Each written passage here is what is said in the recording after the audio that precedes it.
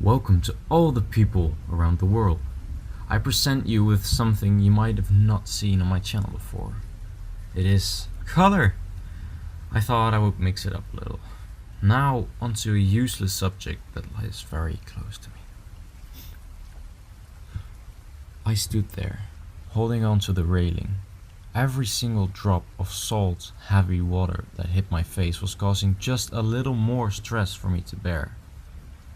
The lightning struck the ocean.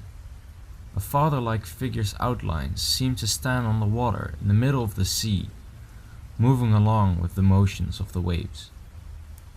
One of the first things that struck me was that this was something religious. At this time of utter danger, the religion I had seen growing up was showing itself to me. Could it be a prophet walking on the water? The lightning struck once more. "Hello?" I yelled, expecting no other answer than the rumbling of the big waves smashing against the walls and the deck. "Hello?"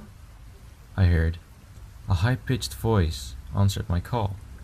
I looked around me while recovering from a big wave that had just thrown me against the deck. There was no one else on the deck. Where did the sound come from? A third time, the lightning struck the ocean, this time clearly portraying a human standing on the waves. I was scared. The fear for the mysterious person was greater than the fear of death that I'd been experiencing for the past few hours. A muffled yell came from above. Someone was yelling something in the captain's cabin. I immediately started making my way towards the hut, while holding onto the rusty metal bars with all my strength. Once I had finally reached the open staircase, a song came to my ears. An old pirate song, it seemed. One like the ones that I had heard in movies before. It started being sung somewhere behind me. I was amazed that a song could bypass the volume of the ocean in a storm like this. But the heavy rocking of the ship brought me back to the situation, and I slowly climbed up the stairs. Arriving at the cabin, I noticed that the windows had been smashed. The cabin seemed more like a pool than a steering room. At first notice, I thought the room was empty. The captain was not at the steer, neither were the others in the back. The people I was supposed to report back to, after looking at the ripped nets behind the boat, had disappeared. Or so I thought. Then I noticed some shapes in the cabin's water. Two bodies were rocking along the waves in the black water, both motionless but moving from the rocking of the ship.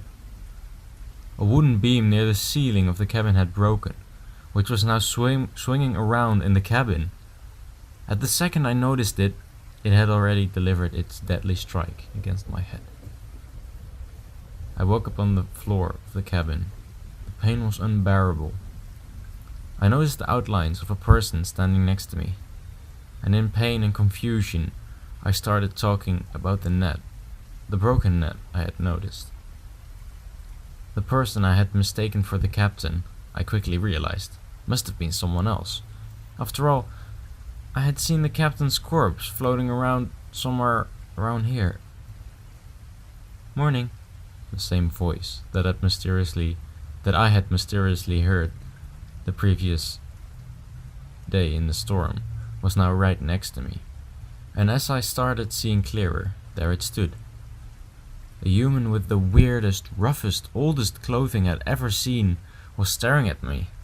"Morning," he said again. I felt like my wounds had already healed.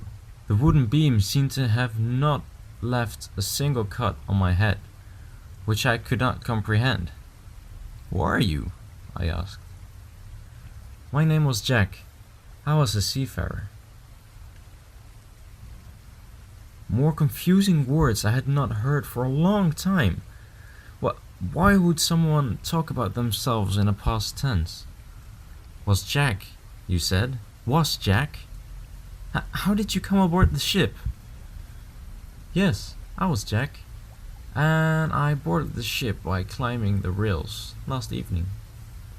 I sat up and tried to see before me the situation. The ship was ruined, the deck was destroyed. cabin had been wrecked, and it would not surprise me if the bellows of the ship had already been filled with seawater. "I'm a Seawalker, and so are you," the Jack person said. "A what?" "A Seawalker," he repeated.